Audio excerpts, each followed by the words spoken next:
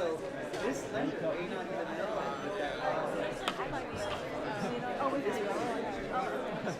that. Let's think about me buying an apartment from you with a mortgage from Citibank, my bank.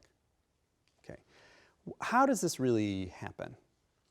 Well, you know, they do all this credit check and stuff like that. That's all interesting, but it's not monetary economics. Okay, so just assume all that's fine. They figure that I'm a professor, I have a tenure, I'm good for it, whatever. So Citibank is my bank.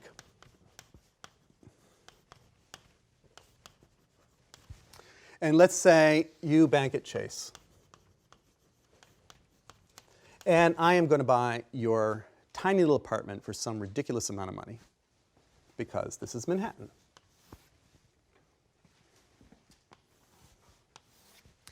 How do I actually do that? This is going to involve the Fed funds market, believe it or not. Believe it or not. That's the startling thing. Well, the first thing I do is I get a mortgage from Citibank, and the way Citibank gives me that mortgage is by writing a deposit to my credit. So there's plus mortgage here, plus deposit here.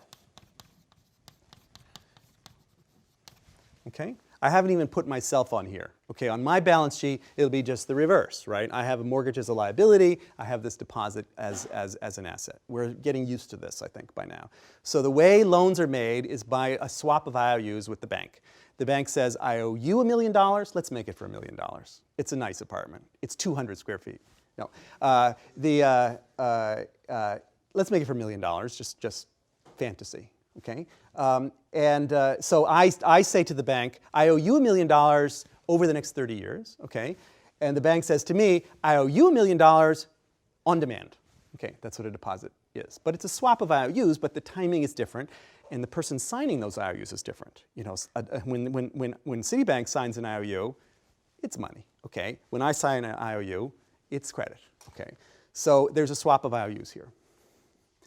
The whole point of this is to transfer that deposit to you, okay, so that we can transfer ownership of this apartment to me, okay? But you have your deposit in another bank here, okay? So how does that happen? This is $1 million. We're not holding on to $1 million worth of reserves, just waiting in case I transfer this. There are no reserves here, okay? So what Citibank will do, okay, is when they're expecting me to make this transfer, okay, and I'm making this transfer at the closing, all of this, I can go, they're going to go into the Fed funds market. They have had their credit department. They know that these payments are coming down. They've been following this. They've been tracking it. And they know they have to fund this mortgage, okay? They have to fund this. Eventually, they're going to package this mortgage with all kinds of other mortgages, securitize it, sell it to Europe, do something, okay? We'll deal with that later in the class. But that takes weeks and months, okay? This payment has to happen now. And here's how it happens, okay? Citibank goes into the Fed funds market, and it borrows reserves. 1 million of them. And I'm going to show it, in order to make it more realistic, not borrowing from Chase, okay? Why would Chase do this? But borrowing from some third party, let's say HSBC. Okay? HSBC is making this Fed funds loan. Okay? And it is doing this by running down some reserves it happens to have on hand. Okay? Perhaps these are, you know, fictional reserves. Perhaps it's running an overdraft somewhere. You know, but at any rate, it's making this loan here. So this is the counterpart of this. This is the counterpart of that. And now, the Citibank has what it needs in order to make this payment, right? It can make the payment this way, minus reserves, minus deposit, right? Okay. And then over here, Chase, plus reserves, plus deposit. And I'll put U next to that, okay?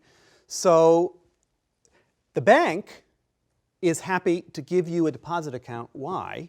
Because it has money.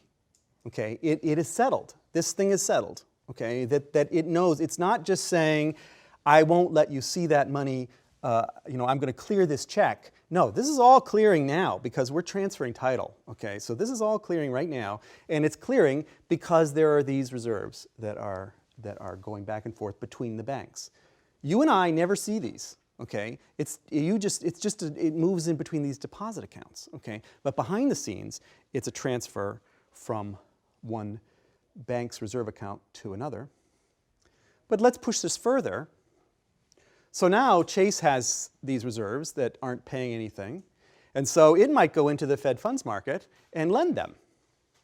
Okay, so it might sell these reserves and lend them for a future date to HSBC, okay, which is borrowing in the Fed funds market here and acquiring reserves.